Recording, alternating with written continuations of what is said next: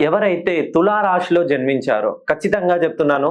ఎవరైతే చిత్త 3, 4 పాదాలు, స్వాతి 4 పాదాలు, విశాఖ 1, 2, 3 పాదాల్లో జన్మించిన వారు ఖచ్చితంగా మీరు ఈ 2026 పరాభవనామ సంవత్సరం నుండి మీకున్నటువంటి ఇప్పటి వరకు మీరు పడ్డ కష్టాలన్నీ సమసిపోయి అదృష్టం కలిసొచ్చే ఛాన్స్ వచ్చింది.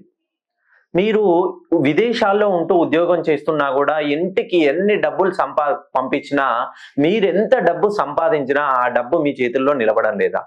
ఎప్పుడు ఆరోగ్యపరమైనటువంటి సమస్యలతో మీరు కానీ మీ కుటుంబ సభ్యులు కానీ ఎప్పుడు సమస్యలే.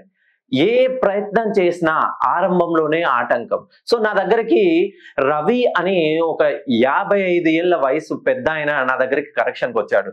సార్, మీరు నాకన్నా వయసులో చిన్నవాళ్ళు అయినా నేను మీ సహాయం కోరదలిచి వచ్చాను. మీరు చెప్తున్నారు తులారాశి వాళ్లకు బాగుంటుంది అన్నారు. నేను చేసిన బిజినెస్ లో నాకు ఇప్పటి వరకు ఏ ఒక్క బిజినెస్ కలిసి రాలేదు.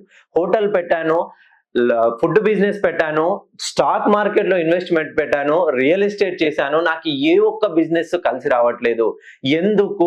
నా జాతకంలో నేను చేసిన తప్పేంటి అని ఆయన నా దగ్గరకు వచ్చి అడిగాడు.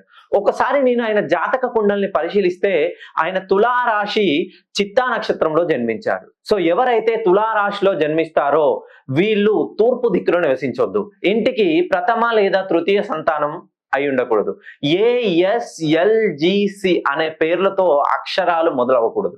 సో ఎవరైతే ఈ అక్షరాలతో మొదలైన పేర్లతో వివాహం జరిపించిన ఈ పేర్లున్న వాళ్ళు మీ ఇంట్లో ఉన్నా కూడా ఖచ్చితంగా మీకు సమస్యలే వస్తాయని శాస్త్రం చెప్తుంది.